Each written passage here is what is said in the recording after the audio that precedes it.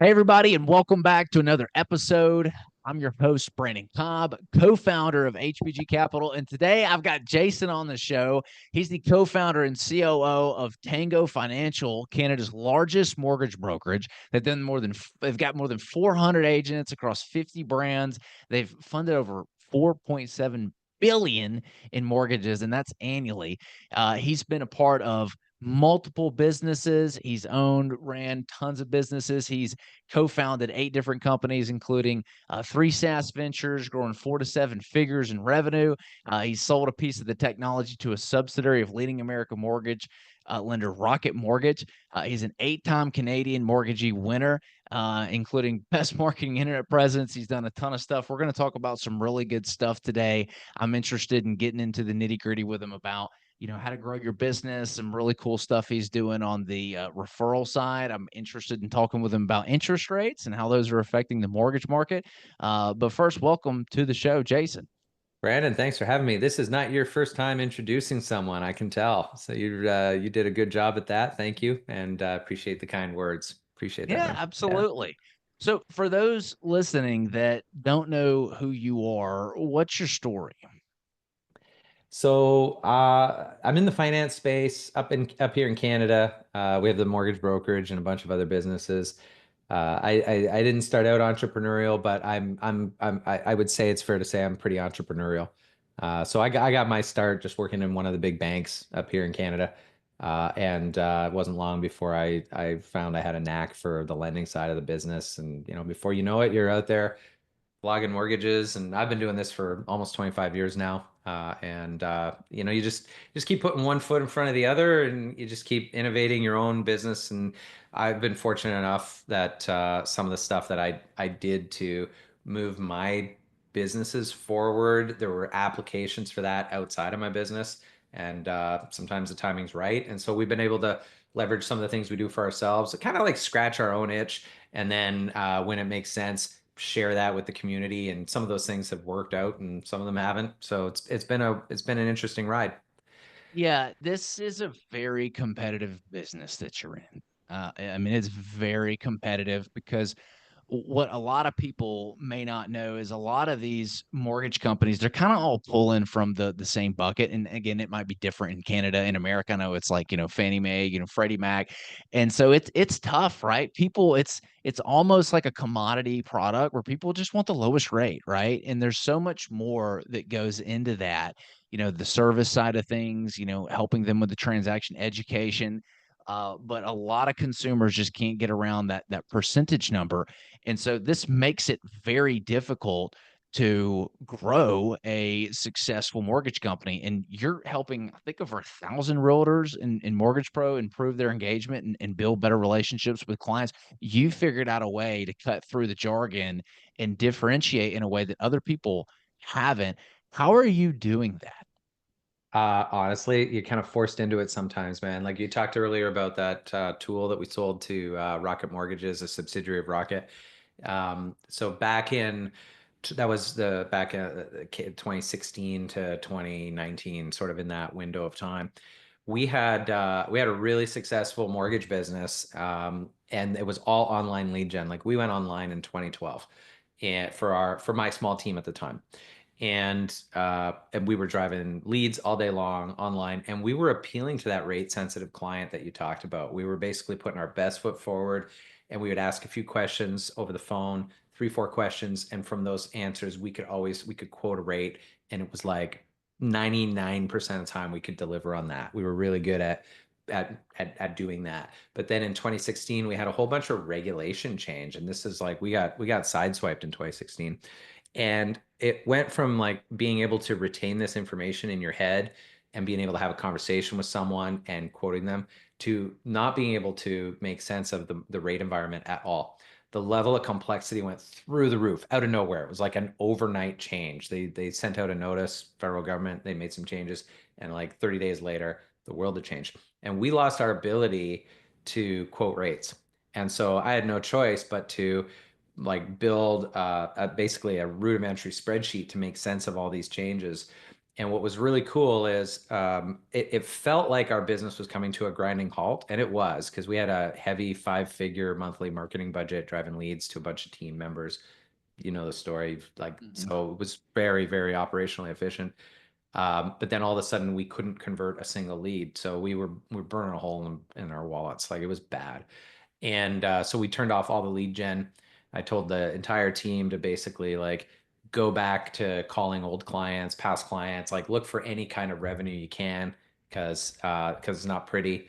And I went and locked myself in a restaurant and I took all these changes and I built basically a calculator that would allow us to ask those 3 or 4 questions and it would just filter. It was like super rudimentary in an Excel spreadsheet. It would just filter out the answers and we could get back to quoting a rate. So I gave it to my agents and within like a couple of days they were like, this is the best thing we've ever used. They're like, we don't even know how we did our job before without this tool. And Huh. so and that was before there was complexity. So I was like, oh, this is great. So I figured if we have this problem, then maybe the rest of the industry does. So what we did was we spent some money. We spent the next sort of like 45, 60 days. I hired a developer. We made it better. The first version was not great, but it did the trick. But we built it and we turned it into an online app. And then I got on the airwaves and I just said to the whole industry, I got on Facebook and I was like, I built this for myself, for my team. It's helping. Everybody's feeling the pain right now. Everybody can use it. It's yours. Use it for free. And within 30 days, we had 1,000 users. Wow. And up until that point, I had never been a, like a tech person. I was just busy doing my own deals, feeding my own team. And then all of a sudden we had an app that we had just given away because we felt like it was the right thing to do and everybody was using it. We took a ton of like negative feedback, like rates were wrong, products were wrong. It was like version 1. Yeah. But we listened and we made it better. And through that process, we uncovered people were like, I wish it could do X. I wish it could do Y. You know what I mean? And so for Yeah. like 6 months, we took that feedback and then we built features and then we just put a paywall on those features. So we were like, hey, it's still free and you can do this on it. But if you want to do all these other things on it, it's $49 a month, Hmm. whatever.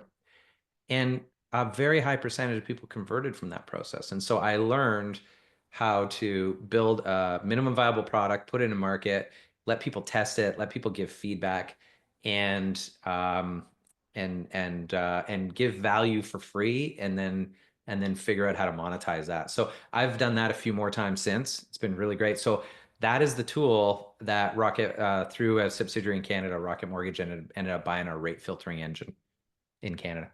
Wow. Yeah, yeah, it's pretty So cool. this was all created out of a pain point. 2016 rolled around, government Yeah, switched everything up. You basically couldn't quote mortgages. I mean, that's a problem because it's a if real problem. someone's reaching out to you, it's, hey, I want to see what you can do, right? What's my rate here, right? What can I do if I go and work with Jason? And how would you respond to that? It was very difficult. If we didn't build that tool for ourselves, my model and my whole business would not have. We wouldn't have been able to keep going. And so Mhm. we built it at it. So this is like, how do you come up with, that was your question. It's like, how do you come up with these ideas? It's like most of the cool stuff that I have in my world I've always have come from a matter of necessity. Like I've either been in a tight spot or something and I've had to get kind of scrappy and come up with a solution. And every once in a while, if that solution, if you can, a lot of people, you know what I've learned a lot of is like, people tend to like hoard and withhold because they're afraid that like they've got the secret sauce and they're going to enable their competitor. I Mhm. learned through that process that you just give it away and enable your competitors and you get so much goodwill back and then people want to help you be successful and they ultimately, if you build a good product, they'll buy it from you, and they won't compete with you. So I guess I was really lucky, just the right time, right place, right mindset to test that model. And I've just, everything I've done since has kind of been like that. I sort of give it away, learn, and then figure out how to monetize it as a second phase. That's so interesting. We're doing something similar. We're launching our own little community. of, people who are interested in figuring out how to turn farmland into these new housing communities and raise capital for the deal. And we've just been doing these free trainings, just teaching kind of how to do it. And we've got like 36 people that have signed up and are like, hey, you can offer any kind of like course, like they're asking for it. And we're like, okay, now's the time to like monetize this. But it starts with who's creating the most value. And it sounds like you figured out a really good way of doing this. Now, this tool, you sold that off the Rocket Mortgage, so you can obviously still use it yourself, and everybody else can, and y'all Oh probably no, did really I well paid on dearly this. for it now. I was allowed to use it for a few years as part of that deal, but now I have to pay for it. So we buy that tool for our own team, but it worked out. You sold it back to yourself. That's how you know it's a good product. You actually bought your own product. Oh yeah, we subscribe to our own product that we sold out. So yeah, it is interesting. Yeah. So how are you able to, that's a great example of adding value in the marketplace. I know that the mortgage market, like we were talking about, is extremely competitive and it's very reliant on referrals. So a lot of mortgage companies rely on like agents Yeah. to refer them. Title companies, it's kind of similar. Title companies are kind of at the whim of homeowners or real estate agents that tell the homeowners, who to close with, or the investors that have built a relationship with it. So how are you adding value to your referral base in a way that others are not in the mortgage space? Yeah, is a really good question. So because my main business is our mortgage brokerage, and to put it into I can't remember when I wrote that bio, but we actually like when you said we had 400 agents, we're at like 530 agents now, and we've expanded even since. And I think I might have sent that bio. Like we're growing really rapidly. And one of the things that we think about a lot is price sensitivity of consumers on rate, because it's becoming harder and harder and harder to compete. And so the old way of driving business isn't the same. Like that business that I had in 2016 where we literally were advertising low rates, I wouldn't build that business again today because it's very difficult to compete in that business. And so we're focused completely the other way on like how do we add as much value. So I spend most of my time thinking about financial strategies, wealth building strategies, tax saving strategies, things like that, that we can build around the mortgage product. And then I Mhm. coach mortgage brokers and realtors and wealth advisors how to attract clients for themselves by talking about these strategies. And so we have our brokerage, which is the main thing. And so out of necessity, again, it's like the world's changing, so it's harder to compete on rate. We've had to come up with a lot of new ways to talk to clients about the mortgage product. But then through that process, we created a bit of a coaching group, not unlike yours, and now a lot of those people in the coaching group are like, this is great, but I don't have the bandwidth to create content or get the message out in front of my clients. Like I want to just focus on the advising part, the thing that I'm good at.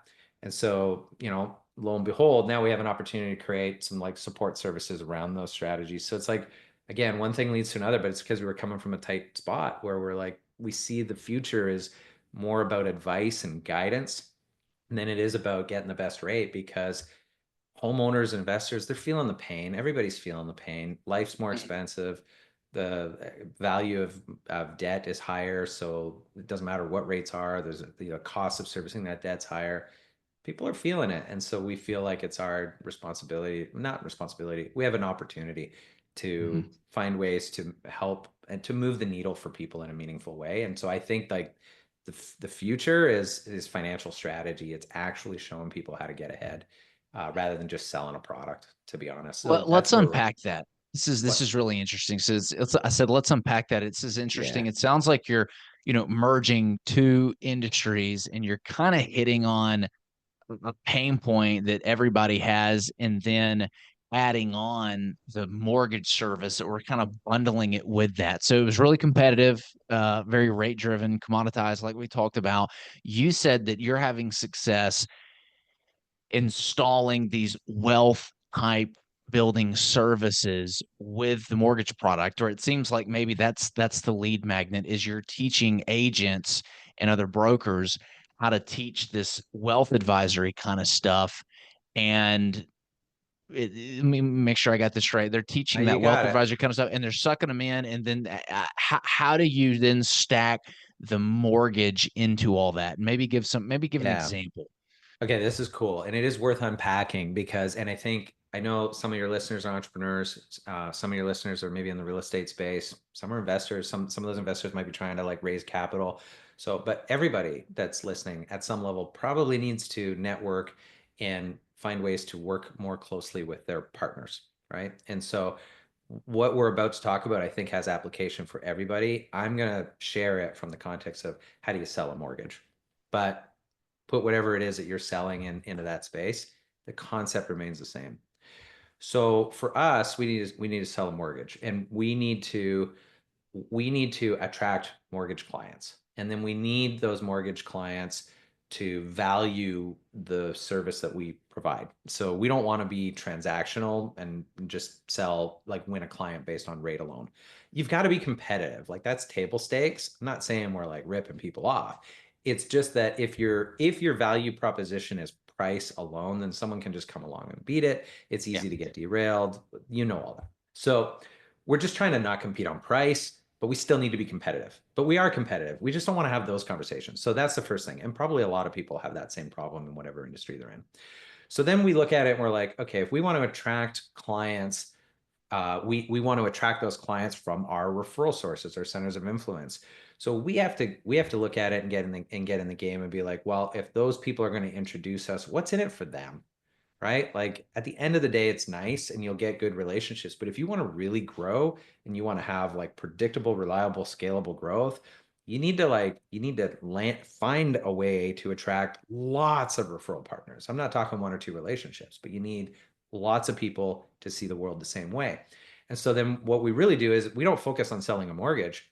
We focus on how do we help that financial planner uh, sell more wealth, sell more investments? How do we help the realtor sell more real estate and so on, right? So you get the picture. How do we help the property manager find more investor clients to manage properties for? And so then we look at like what matters to our partner. And then Mhm. we try to, and then we look at all the things that they have in their world. Like there's a lot of financial strategies in their worlds. And then we look at like what are the ones that we can kind of build some kind of narrative around? What's the strategy that we can both go to clients and talk about that'll help them get a win, that'll help the client get a win, and that ultimately the client needs a mortgage for? We just win by default. And so a lot of what I spend my time on is on that. And I'm not even focused on how to sell a mortgage. I'm focused on how to sell investments. I'm focused on how to sell real estate. Yeah. And so for anybody listening, it's like, don't focus on what you need to sell. Focus on what your partners need to sell. Make it a win for them and somehow tie your product in and you will win because at the stuff that we're working on, I mean, like we're just having success after success after success with this kind of approach.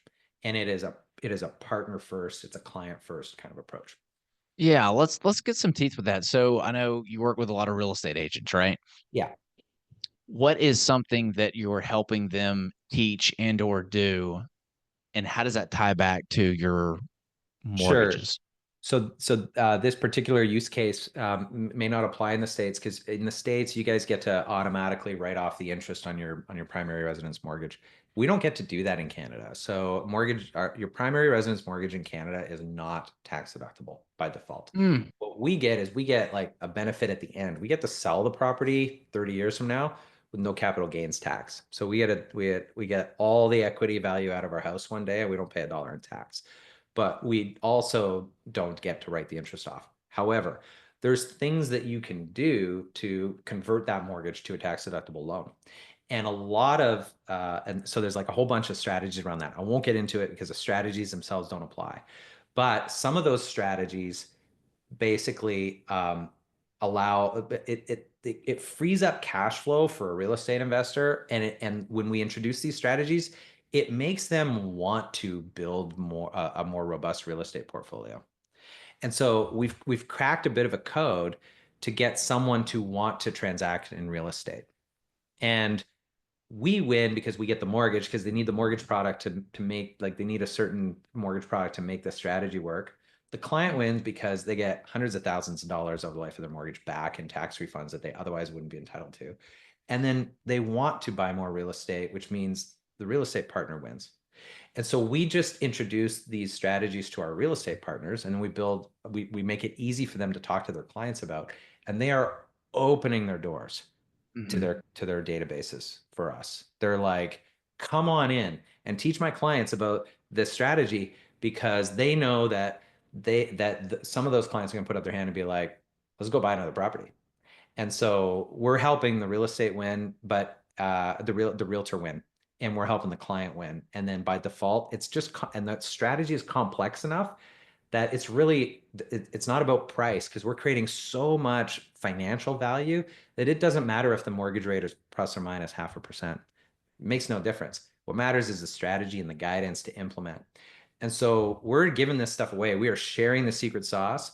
We're doing webinars, tutorials, content, but we're making it all about the partner. And so every time we write a piece, we built a platform basically that we can write the content, and then when the partner, the realtor, sends their clients to read that content, that partner, the site rebrands itself to the partner. So it's all about the partner, it's all about the client. And so I'm teaching, mortgage brokers in my world how to leverage this kind of an approach. It works so well. Wow, it sounds like you got a really great system built around that referral system, and it's all value add, and that's interesting about that tax mitigation strategy. I can see how that would be a very big value add, especially for, a real estate agent that has some clients, or a real estate investor as well. Definitely wants to make them go out and buy more real estate and use you to get more mortgages, because they're like, dude, he just figured out a way to show me how to not pay, to get some tax kickbacks. How Yeah, are can you you imagine if we become the 51st state, which is a hot topic right now? It's good and bad. We'll automatically start getting tax deductible mortgages, and I'm gonna have to come up with a new marketing program. Yeah, and depreciation too, I think, right? I don't think y'all can depreciate up in Canada from Not the what same I've heard. way. We have Yeah. some, but it's not the same. That's a big part of why real estate works so well in the States. Yeah. Yeah. So how are you having success? So you've got this system built where it's education. You're basically leveraging your partners' audiences, the real estate agents, or the title companies, or the wealth advisors, whoever it is, saying, hey, here's another way to help you, Yeah. right? And that's adding value to them. And then you're tying your mortgage product into it in some way, shape, or form. Well, what about people that are currently not your partners? How are you finding new partners and getting them to buy into this big idea? And the reason why I ask this is I've had a lot of people reach out and want to set up a call, like, hey, Brandon, can you get people on a webinar and get me on there, and I can pitch whoever. And I'm like, let's just do a podcast, and if people want to reach out to you, then let's do it that way. So I'm Yeah. not Yeah. like I'm not the one saying, yeah, use this guy, because something goes wrong, unhappy customer, and then they point fingers at me. So it can be very difficult to get people to open the doors to their audience, their customer base. How are you getting them to do that? Okay. So this is a great conversation. So I think what you just said, and this isn't our situation, we're just coming together to do this podcast, but I think what you said was sometimes you get calls, like people like myself will reach out to you and say, hey, will you open up the doors to your database? And you're like, look, come on the show, and that'll get you some reach. Is that kind of what I heard there? Sort of, Yeah. yeah. That very typical. So that's very typical in every partnership. Because when you reach out to someone and you're like, hey, would you put me in front of your clients? It feels very self-serving. Like it's kind of got a bit of an ick feel to it, right? So I'm not surprised that you don't love getting those calls. I don't love getting those calls, and pretty much nobody loves getting those calls. So, but it would be a lot different. Now, you've already got a podcast, you've got reach. But let's say on my platform, I was writing content for real estate investors, and your audience is all real estate investors, let's say. And I reached out to you and I didn't know you. And I said, Brandon, I see what you're doing. I saw your post on TikTok. I saw you on Instagram, and you're talking about this investment strategy here. You're helping real estate investors. I've got this platform. I've got this thing that I do, and I would love, and we've got an audience, and here's the audience that we have, and I would love to feature you. I'd love to write an article about you. I'd love to do a content piece about you. This is the same that you do this all the time because you invite people onto your podcast. But what are the chances that if I do a really good job at making you look like a superstar, that you're going to take that piece and you're going to share it with your database? So you're just gonna by default, you're gonna be like, hey, Jason wrote this cool article for me, right? And it's awesome. And so what we do is we focus on making the partner look awesome, and they immediately want to share that with the world. And so, Mm. and you're doing that right now, like you're making me look awesome. Maybe, I don't know, but like that's the intent, is that we look great together, and then we will share this with our worlds, and that will both our boats float. And so that's what I teach people to do, and it works really well. And it Oh, works. interesting. Yeah. Yeah. No, this is, I mean, you're tapping into their audience, but I love how you articulated that. You did it perfectly. You're saying, hey, look, I'm not asking for you to hey, tell all your people to show up at this event. I'll be there and I'll pitch them. You're saying, hey, come out. Let's do something. Let's do some. Let's help you in this some way, shape, or form. Right? Let's add this ancillary that helps your clients, and let's do some kind of training for you. And I can help your business, and then they naturally release that media that you've created to their audience, and that's how you're able to kind of generate this and once the writing on the wall is there and they see that it's helping their clients, then they're going, oh, okay, all right, now I can get a little bit more active about referring people. You got it, man. And then what's really cool, so I've been doing this for a while now, and when from a cold outreach perspective. So if you're someone who's like, I need to meet that person, you're a realtor and you're like, I really want to connect with more financial planners, financial advisors.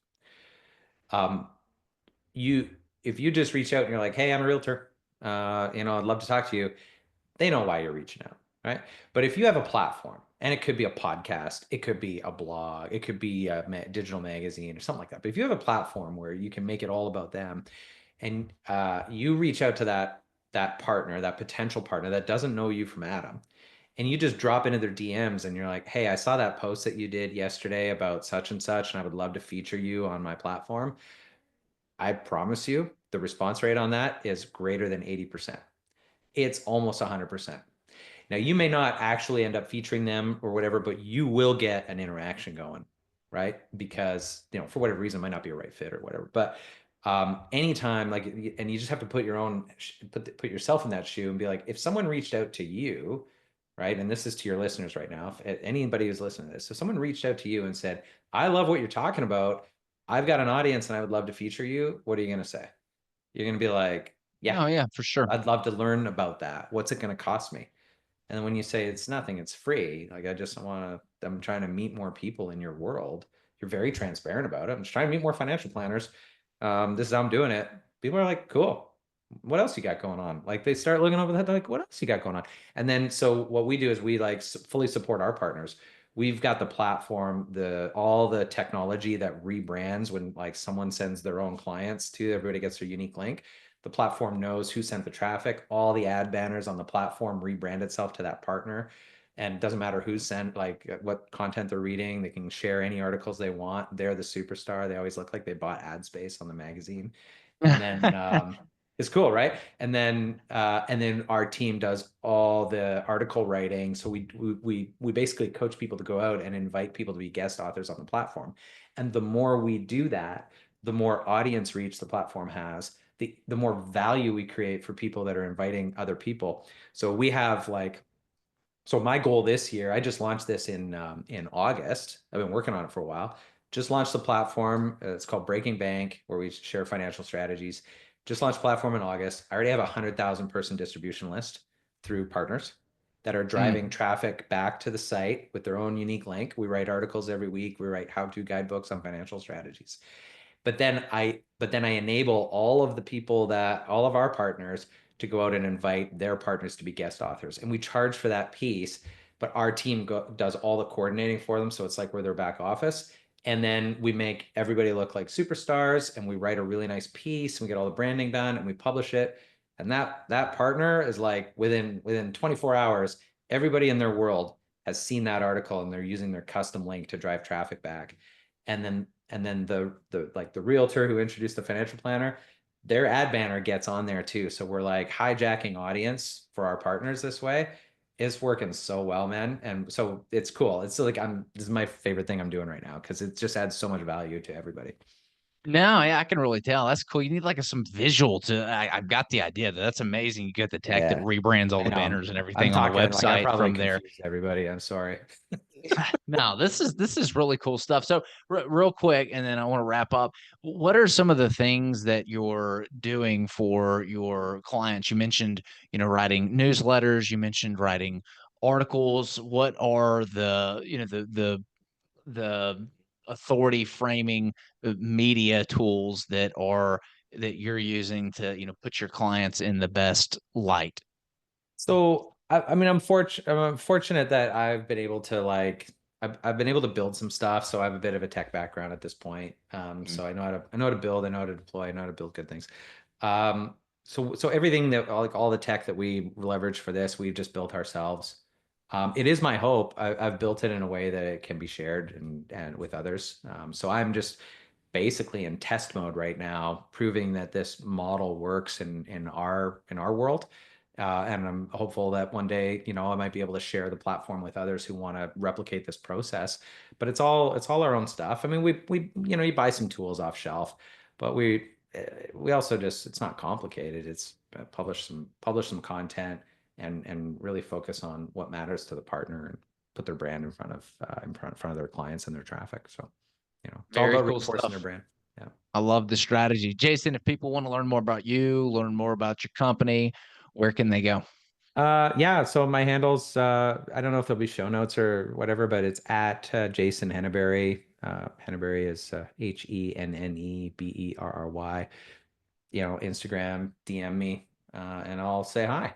I'm pretty easy to reach. Cool. We'll make sure that gets posted in the show notes. And if you're listening to this episode, show Jason some love, show me some love, leave a review, and share this with your friends and family. We will see you guys next time.